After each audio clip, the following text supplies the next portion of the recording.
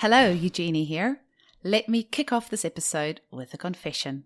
I may have a teeny tiny ulterior motive for starting this podcast, and that is that I get to spend time with people who I admire and look up to, and one of those people is our guest today, Dr. Isaac Golden. He is the world authority on homeopathic immunization, or homoeoprophylaxis. We also say HP for short. He is also the first person to be awarded a PhD from a mainstream Australian university for research on a homeopathic topic. He has done HP research in Cuba and India at the request of their government authorities, and he has lectured on the topic of homeopathic immunization all around the world. He founded the Australasian College of Hahnemannian Homeopathy in 1990. He's a regular contributor to local and international academic journals. He's the author of 11 books on homeopathy and over 100 articles, and he co-founded the Health Australia Party. He's obviously also setting a great example in his family because his daughter Leah is now also a homeopath and will be a guest on our show very soon. We are so lucky to have this incredible man right here in Australia. He is helping thousands of families, not just here, but worldwide. He is also a meticulous statistician, recording his results of homeopathic immunization and treating vaccine injury over the past 30 years and publishing the results in his various books. Get a cuppa, grab a seat, and enjoy listening to the wisdom from this living legend. Welcome to the Homeopathy Hangout podcast, where we discuss all things homeopathy from around the world. And now, your host, Eugenie Kruger. Hello, everyone, and a very warm welcome to Homeopathy Hangout. Today, we are hanging out with the amazing Dr. Isaac Golden, author of 11 books, homeopath, lecturer, co-founder of the Health Australia Party, world authority on homeopathic immunization. The list goes on and on. Very warm welcome, Isaac. Thank you, Eugenie. It's very kind of you to invite me to have a chat with you and your friends. The pleasure is all mine. It's just such an incredible privilege to have you here. I'm wondering if we can just jump straight into your journey to homeopathy. How did you first discover it? What led you then to study it and write about it and teach it? Yeah, well, I guess from a young age I was always interested in natural things. I loved living in the bush and simple things like reflexology and only eating a modest amount of junk food. So my original professional training was in economics and financial accounting, and I did that for quite a few years. And then an opportunity came where I decided to change my career path, and I started studying natural medicine in more detail, particularly things like flower essences, tissue salts, nutritional supplements. And then one day someone suggested I study homeopathy, and as soon as I read the first little bit about Hahnemann, because I'd never heard the word before, let alone heard Hahnemann's name mentioned, I kind of knew that was what I was going to be doing in terms of natural medicine. And so then I started studying. I was living in quite a remote area at the time, so I only had access to a couple of correspondence courses, which were pretty thin. And when I moved eventually to Melbourne, I was able to enroll in a proper course. But of course, when one develops an interest, you start reading, and one thing led to another. So I started practicing in 1984, and then in 1985, very early, I was reading Hahnemann's lesser writings, and to my absolute amazement, came across his essay entitled "The Cure and Prevention of Scarlet Fever." And to my amazement, he was talking about how homeopathy could be used to immunise people against specific infectious diseases, because up till then the courses I'd done had only ever talked about homeopathy in terms of treatment, which of course is most of what we do. But I'd been a parent who used to vaccinate my children, and one of them was vaccine injured some years prior to all of this. And so I realised I'd found something that as a parent, I would have loved to have known about and had the option of doing. And so I decided to really focus on that, and I designed my first long-term immunisation program back in 1985. started to collect data from that because my training in statistics, I do love a bit of data, and started to collect information, and that's really where it took off. Did a doctorate on the topic 2000 to 2004, and then 2008 I was very fortunate to be invited by the government of Cuba to attend a conference as lead speaker called NOZODES 2008, and to my absolute astonishment I found that they'd been using my protocols in their big homoeoprophylaxis programs against leptospirosis in 2007 and 2008, which is why they invited me there.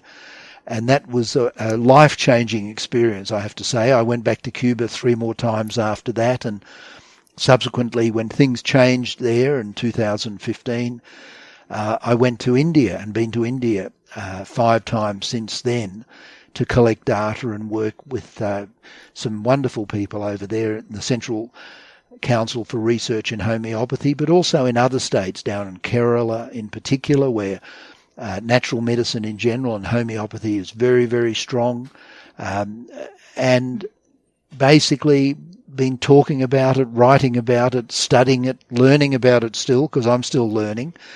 And of course, now in the last 2 years with COVID, it's been a whole new learning experience, and I'm sure we'll talk about that as we go along. We absolutely will. And, it's very interesting in my qualification that I gained from New Zealand. It was 4 years of full-time study, and we didn't actually cover much homeopathic immunization. So I have to say I was a little bit ignorant, even after 4 years of full-time study. And it wasn't until parents were approaching me, asking me for safer options because their children had had vaccine reactions. So they were looking for safer solutions. I was like, okay, I'm going to have to find out what this homeopathic immunization thing is all about, because the families are screaming out for information on this. So I have your books on hand, and I educated myself on the topic. And I've since studying your material and listening to your interview on YouTube that you did with that brilliant doctor in Cuba from the Finlay Institute. Oh, Dr. Bracho. Yes. Yeah. And just once I got homeopathic immunization, I was like, wow, why aren't we talking about this? And I'm wondering, can you maybe explain a little bit more about, because you just skipped over what happened in Cuba. That was actually monumental, the leptospirosis outbreak that they had in 2008, and the volume of people that were involved in this. This is something that I think needs to be screamed from the rooftops, because it was very significant. It was significant because it was the first time that a government program had been talked about and published in, if you like, Western circles, because Cuba, of course, has been under an American embargo for over 50 years. And whilst it had strong connections with the Eastern European bloc, as it was back then, Russia, etc., it wasn't really highly regarded. I mean, as an Australian, I knew very little about Cuba apart from, music and mojitos. But in terms of their healthcare system, we mainly got fed what the Americans thought about them, which was not particularly flattering. But Cuba, it's probably a bit less now, but under Castro, Cuba was very, very open in terms of medicine to all modalities. In other words, orthodox, conventional pharmaceutical medicine. They had to make a lot of their own pharmaceuticals, and they had to make a lot of their own vaccines because they couldn't get anything from America, and America made sure that some European countries wouldn't trade with them. And they're, in fact, a very highly vaccinated country. But the lady who was in charge, the president of Finlay Institute for many, many years, who was a very close friend of Fidel. They used to talk to each other on the phone very regularly, and she was the only woman on the Cuban National Council. I'm talking about what everyone in Cuba calls her Conchita, but Dr. Concepcion Campa Huego, who is a real scientist in the sense that She was the person who really implemented Cuba's vaccination program. And the Finlay Institute makes and supplies vaccines to many countries in Africa and South America in particular. But she was open, as real scientists are, to learning about new things. And she was visiting Brazil, where they sold a lot of vaccines too. Cuba was actually the first country in the world to make a meningococcal meningitis B vaccine, which we still have to pay extra for if you want to get it in Australia, but they've had it since probably, the early 2000s. And she was down in Brazil investigating how things were going with their vaccine. And she was looking at the reports from the different provinces, and one province stood out. I think they were getting 70s to 80% effectiveness, but one province stood out. It was in the 90s. And so she went there and she said to the doctors there, how come you're getting a better result than any other province? And they said, well, we're also using homeopathic immunisation. And that was the first time she'd heard about it. But she went back home, and then when leptospirosis is something that happens every year in Cuba, and it's to do with the hurricane season in particular, because it's a disease transmitted usually through rodent urine into water.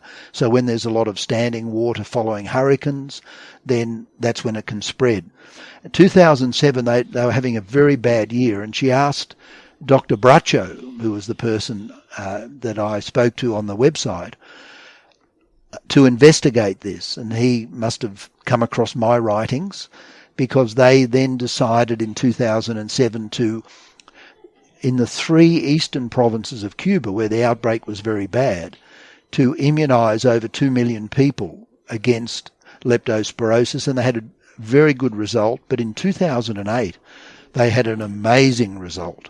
Now a lot of people homeopathic refer to the immunisation, article. though, hey? Oh, yes. I just want to differentiate. Yes. You mean homeopathic immunisation, not conventional immunisation?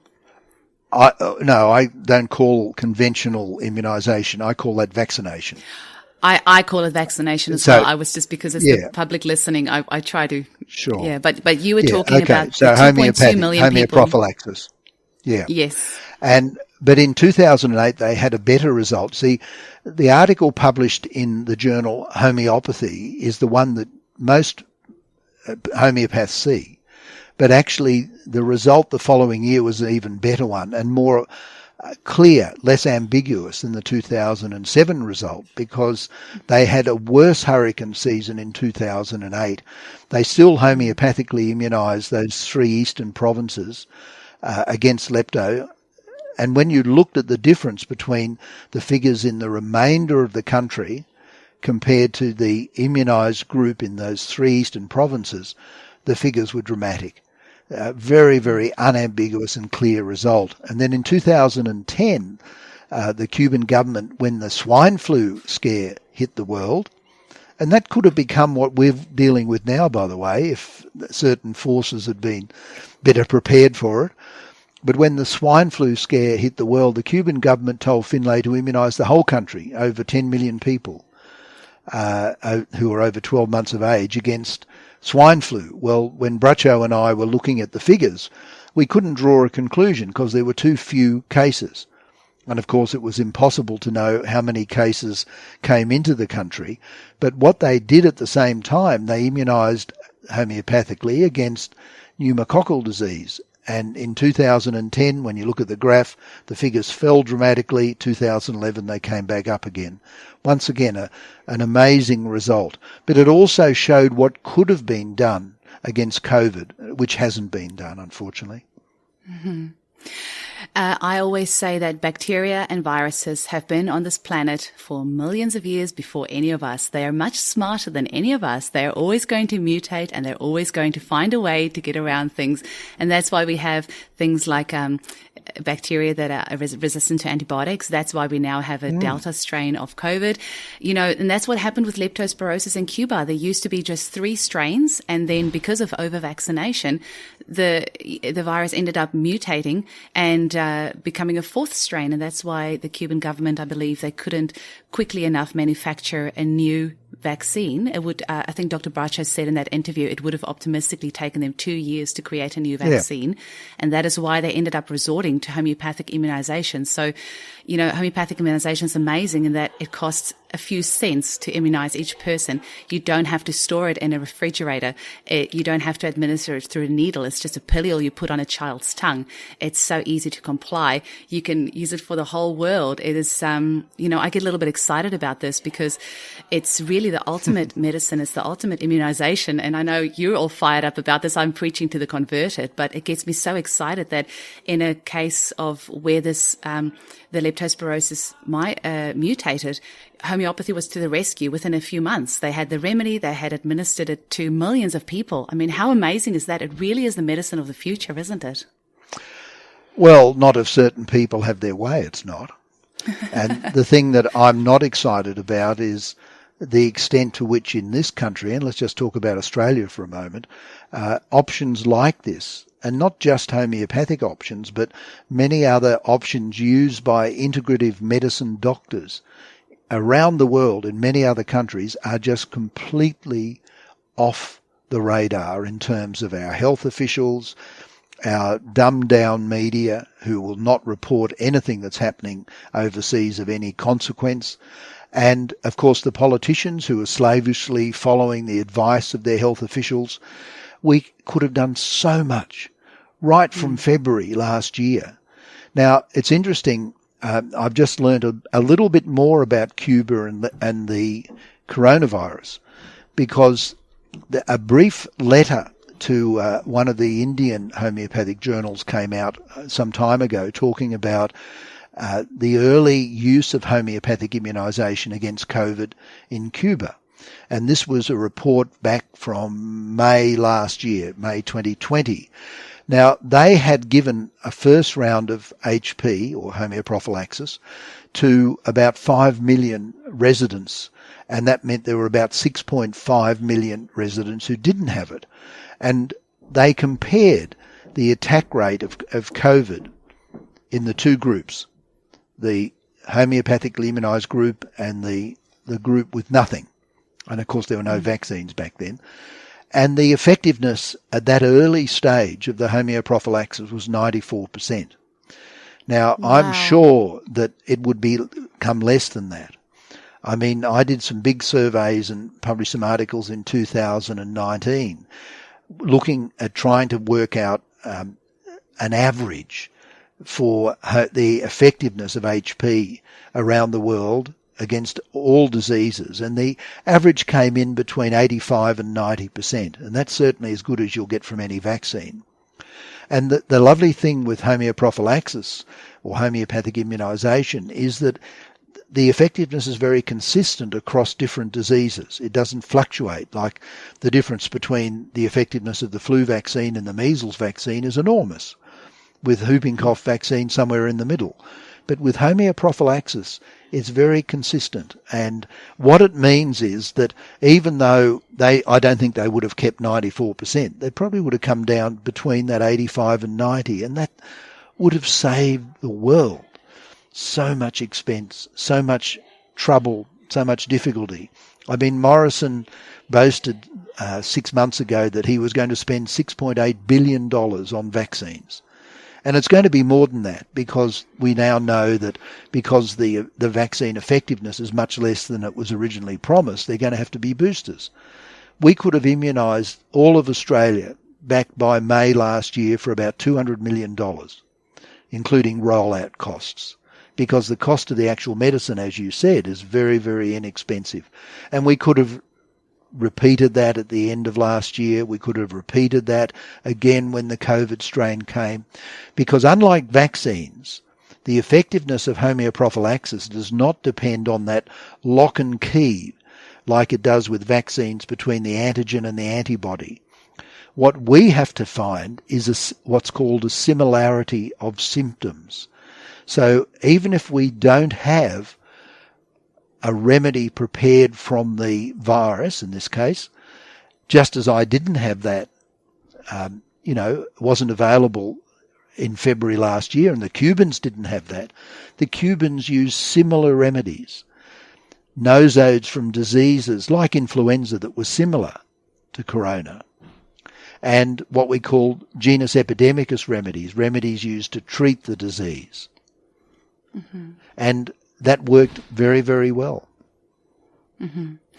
Because most of our listeners are the general public, I like to just clarify a few things in between so we don't lose people. And homeopathy is obviously based on the principle of like cures like, and that means that even if a remedy is similar to the disease, it's still going to be able to be helpful. And something I love about homeopathy Well, that's not quite correct, Eugenie. Homeopathy is more than like cures like. This is the misunderstanding a lot of people have about the principle of similars or the law of similars. The law of similars does not apply just to curing. It also applies to treating. So it's not like cures like. It's the combination of like opposed to like, whether it's opposed to it in terms of treating a particular condition or opposed to it in terms of preventing a condition.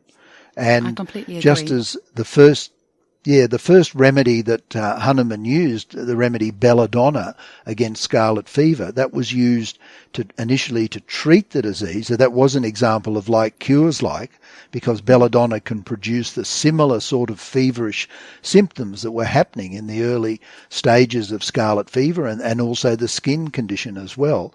But then he used it to prevent. So it was like preventing like, if you like. So just this when I first started studying, I didn't hear about this. It was all about treatment only. But the principle of similars is much broader, is much more all-encompassing than that. It deals with prevention and treatment.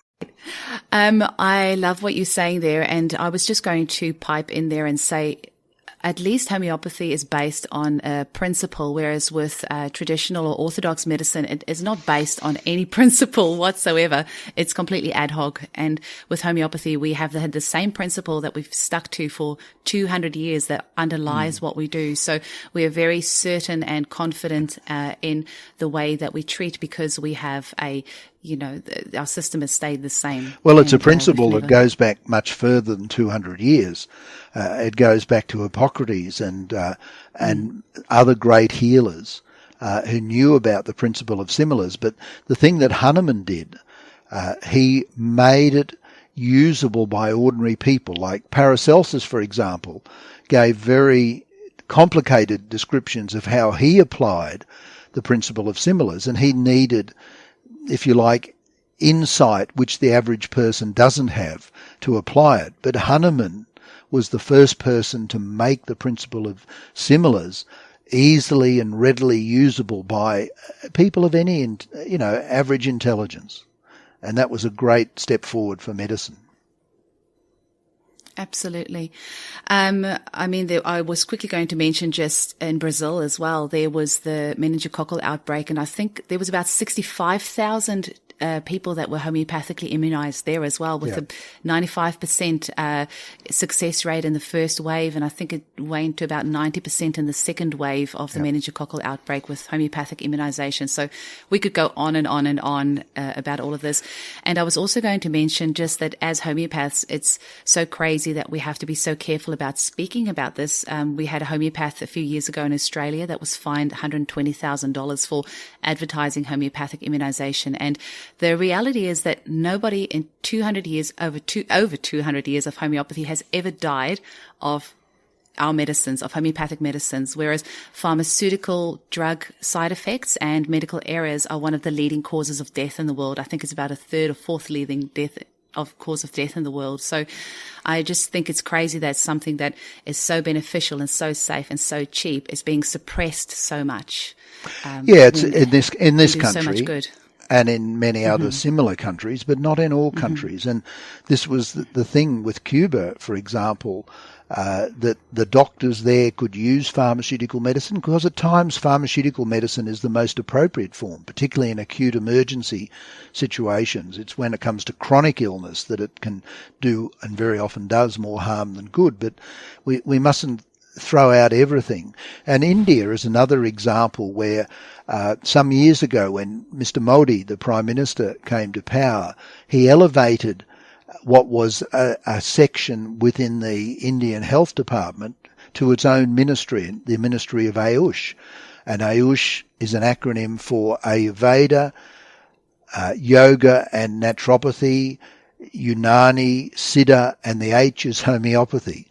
So effectively it's the Ministry for Natural Medicine. And the Indians, in terms of numbers, of course, have done massive interventions. And their intervention, against Japanese encephalitis in Andhra Pradesh, going back, to the 90s, that was incredible, because that was done in 20 million children for 11 years.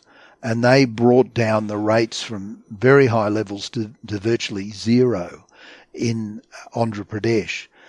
And when you looked at the states surrounding it, which weren't doing this, the figures remained up. And that's the interesting thing with India at the moment with COVID.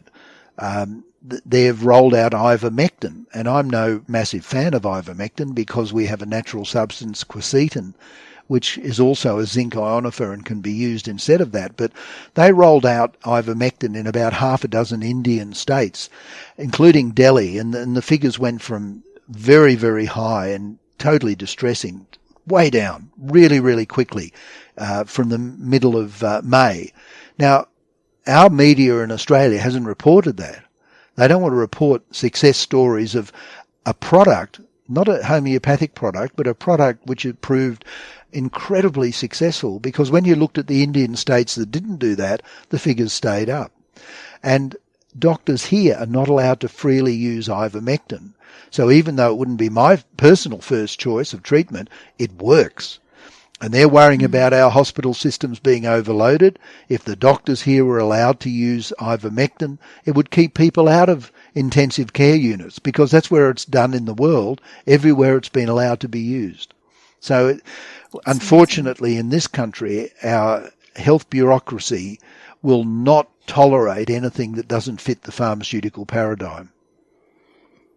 It's unbelievable. Now, you are also the co-founder of the Health Australia Party. Can you tell us a bit about how your path led down this way?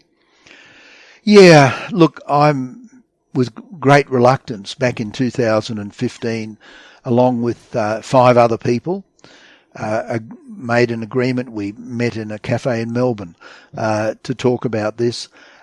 We had one thing in common. All of us were sick and tired of the attacks on natural medicine, and by then the attacks had got quite strong, and there was a very powerful pro-pharmaceutical lobby group, inappropriately called the Friends of Science in Medicine. There's nothing scientific about them. They had been formed to basically, in their own words, destroy natural medicine in Australia. And they've done a pretty good job, actually, because they're very highly connected with politicians. They're, of course, completely highly connected within the orthodox health bureaucracy and within some of our research institutes like the NHMRC, the National Health and Medical Research Council. We know that the NHMRC people were affected by the members of this lobby group when they released their report on homeopathy, and then subsequently on another 16, I think it was, natural therapies, basically saying that none of them had any evidence of effectiveness. Well, that is still under challenge, because what they did was methodologically totally inappropriate for researchers to do. First of all, they had a person who did their, if you like, the data collection and analysis, and came back and said, oh, well, there is evidence here that homeopathy does have a measure of effectiveness. Well, they fired her. And then they employed a new group, the Optum group. And partway through that, obviously Optum must have been finding the same thing, because then they changed the parameters of the research project, which you just don't do in orthodox research. And the reason you don't do it is to prevent the researchers from fiddling the figures. But yeah, that's exactly what our premier medical scientific research body did. And it's disgusting. Really we had Jerry Dendrinos on our second ever podcast talking through that, because it's important that people know this. The general public does not know about this fraud that is going on, that's being funded by taxpayer money. So I'm so glad that you've mentioned this as well. Yeah. Jerry and I are good buddies, and he's the perfect man to talk about that topic. Absolutely. Now, vaccine injury as well. That's something that you treat a lot of. I see it in my clinic every day. Can you talk to us a little bit about that, how you've seen things change over your decades of practice, and what sort of things you're seeing now? Well, I got involved with that very early on in my practice because of the homoeopathic immunisation, and obviously a percentage of parents who were seeking the homoeopathic alternative to immunisation were doing so because they'd vaccinated their children and the children had been injured, just as happened to one of my children. So it was something that I immediately resonated with, and I remember my first main case was a young lady who was about 16, I think, when her mother led her in. She hadn't finished school. She'd been diagnosed as epileptic from a very early age, had been on Epilim the rest of her life, basically, from that very early age to then. Her mother led her in. She just sat there. The young lass didn't say a word herself. She worked in a sheltered workshop, and life was really very, very bleak. Anyway, I took the case, and it was pretty clear to me that the epilepsy had started following one of her early vaccines. And so I started to treat her, and I said to the mother, I remember this, for goodness sake, don't stop the Epilim, just keep going with that, and then come back in about 3 or 4 weeks. Anyway, they came back about 3 or 4 weeks later, and the young girl walked in, smiled at me, said hello, sat down, and obviously she'd noticed a dramatic change. And so we talked about this, and then I said to the mum, well, maybe now we could possibly start to talk about stopping the Epilim. And the mum smiled and said, oh, we stopped that 2 weeks ago.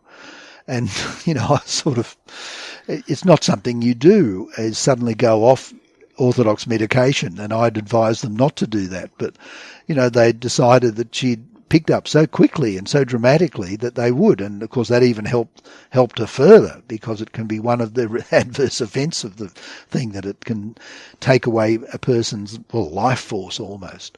So I was very blessed that one of my first cases was so clearly benefited, and then I started once again a bit later, unfortunately, than with the immunisation. I started collecting data.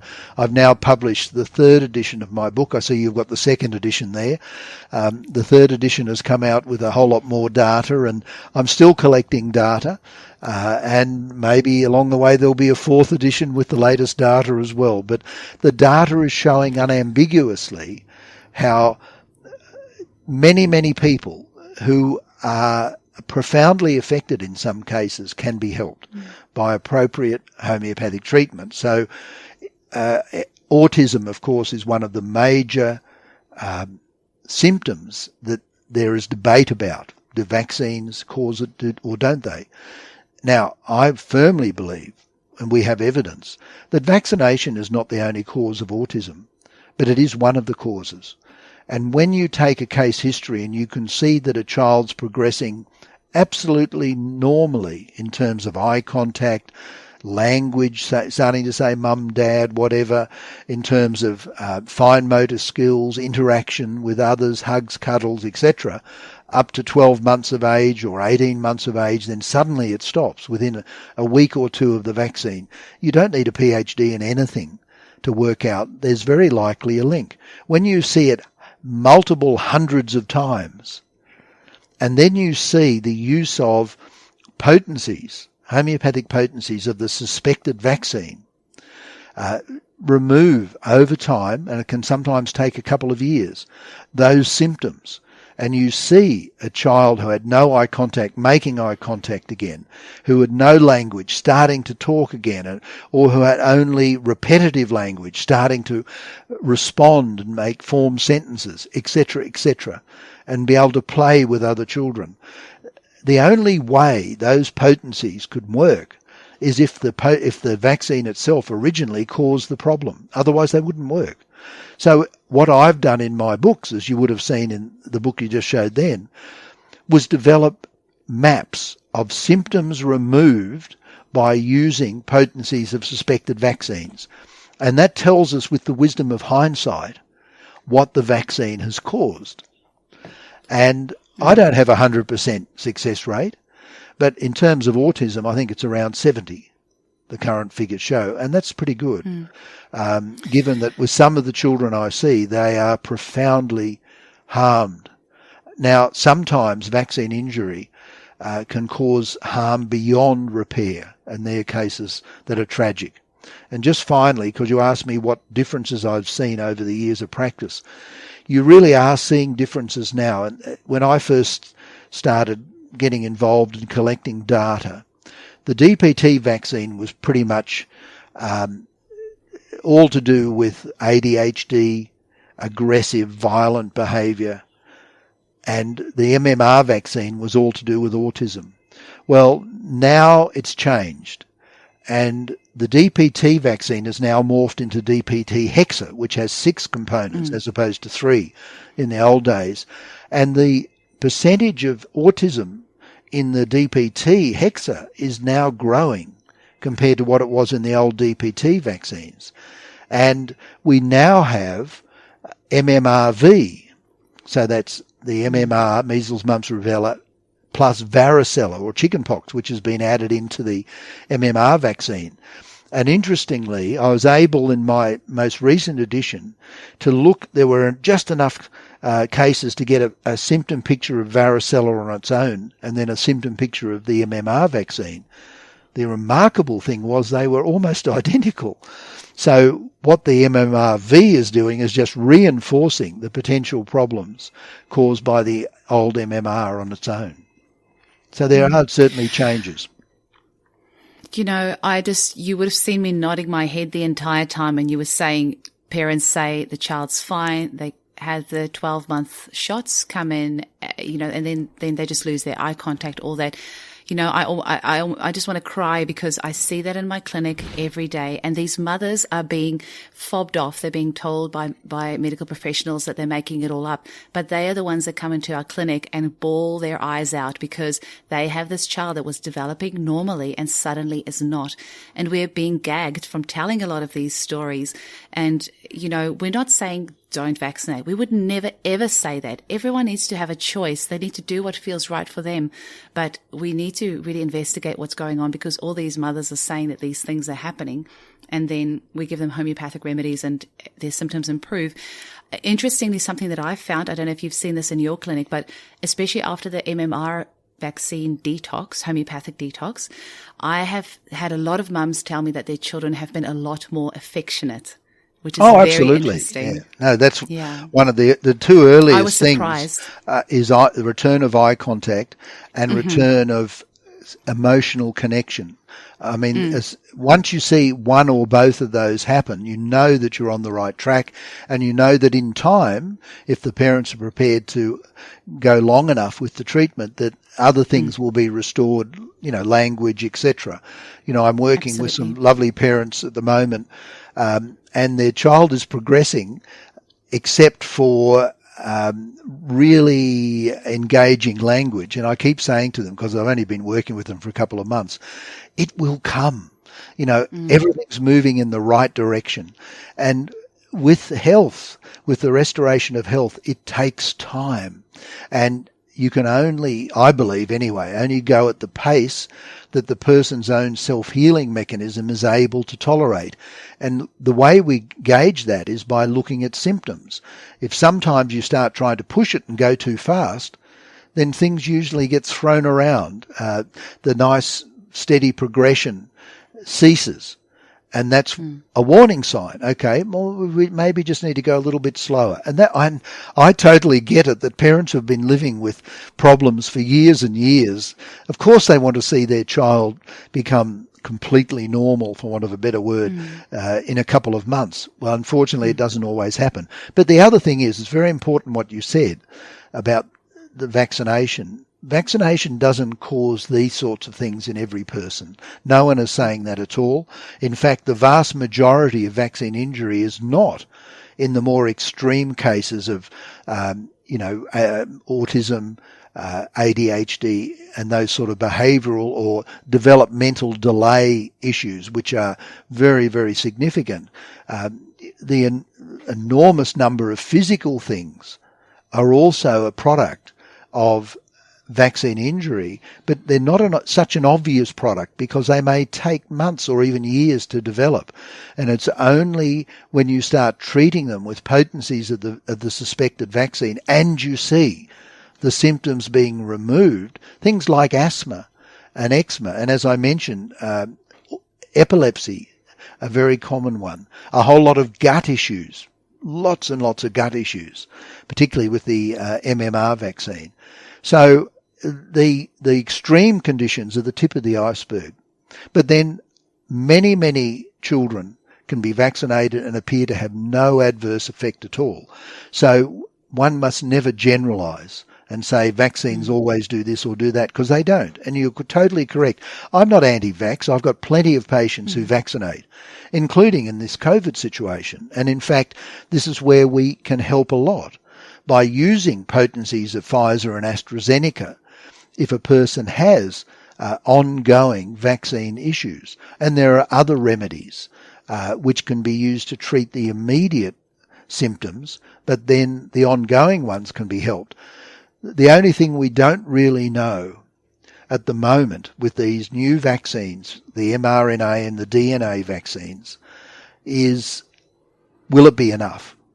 With conventional vaccines, we've got so much evidence now, so much clinical history with treating injuries from conventional vaccines. We've got a pretty fair idea of what we can and can't do, what's reasonable to expect and what's not reasonable to expect. We're still learning that at the moment, and we won't know for a couple of years, to be honest, just as we won't know the full implications of these experimental vaccines certainly until next year at the earliest, which makes the rollout to children, to pregnant women, etc.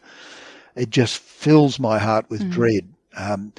We know with the shedding, with the patients that I'm seeing who have been affected by vaccine shedding with these new vaccines, the most common symptom has to do with female reproductive systems.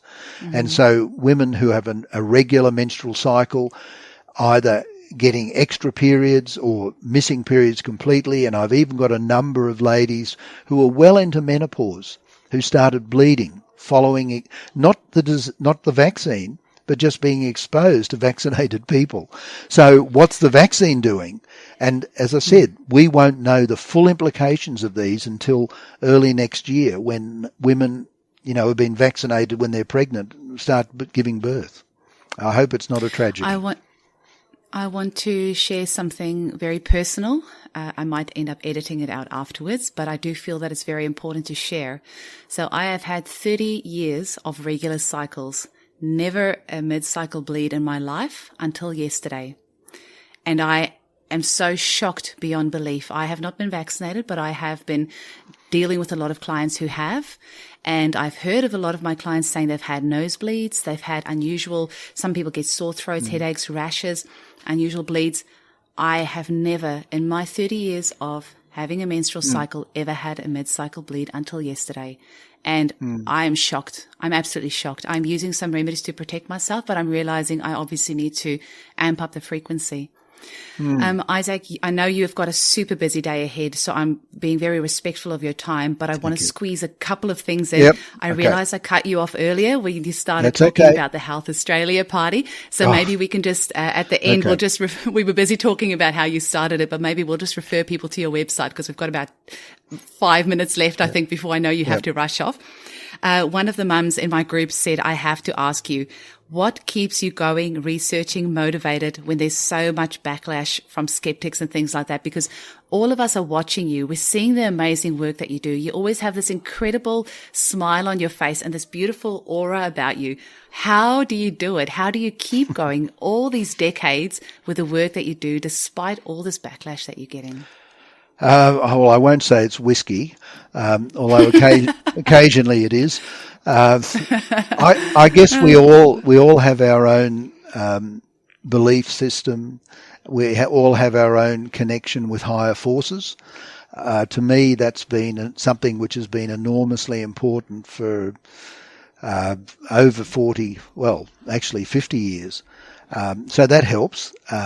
And seeing a great need is also very important, but at times it's very, very difficult. I mean, a few years ago, the farmer forces paid some two-bit scribbler to do an attack piece on me, which I noticed that some of the skeptics refer to from time to time, contain numerous errors of fact. But with the legal system in Australia, you can't do anything about it unless you've got a spare $1 million lying around that you don't mind giving to lawyers. So that was that, and it's not always pleasant. But look,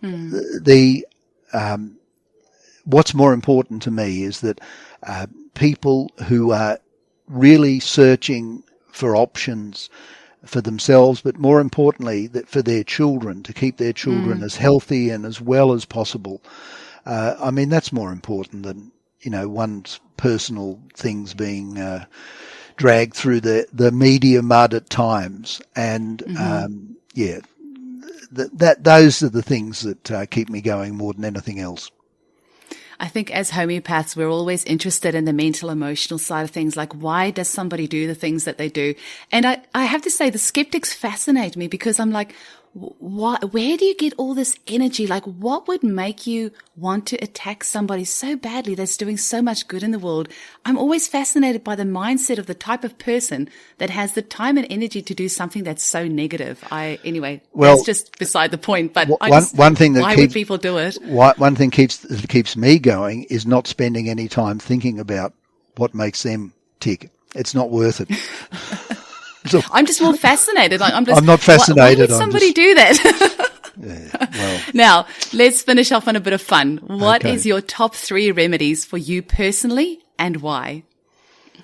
Oh, well, I suppose nux vomica, because if I'm ever travelling and have a few too many whiskies while I'm out, or in Cuba having too many rums, nux vomica is the greatest hangover remedy I'm aware of.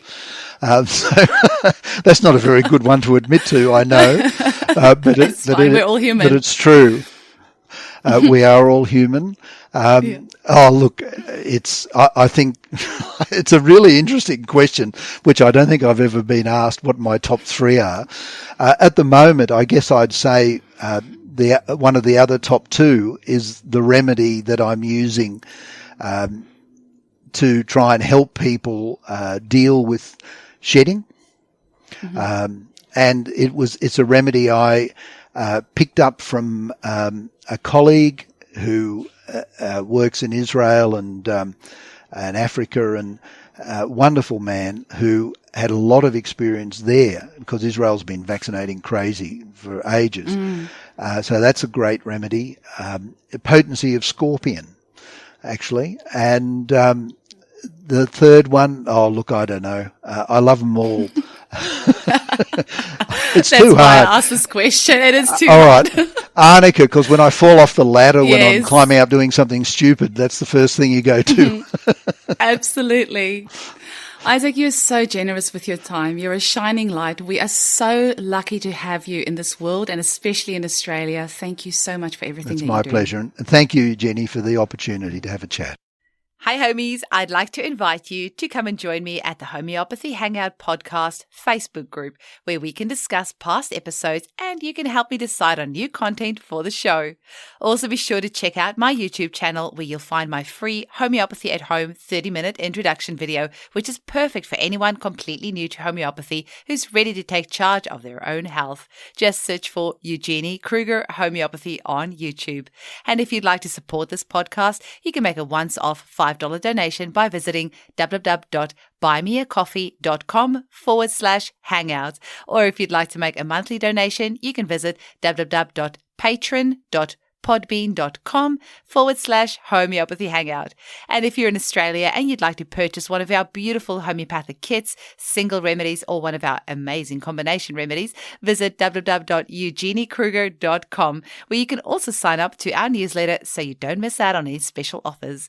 And if you're interested in advertising on our show, please email info@eugeniekruger.com. Thanks so much for listening.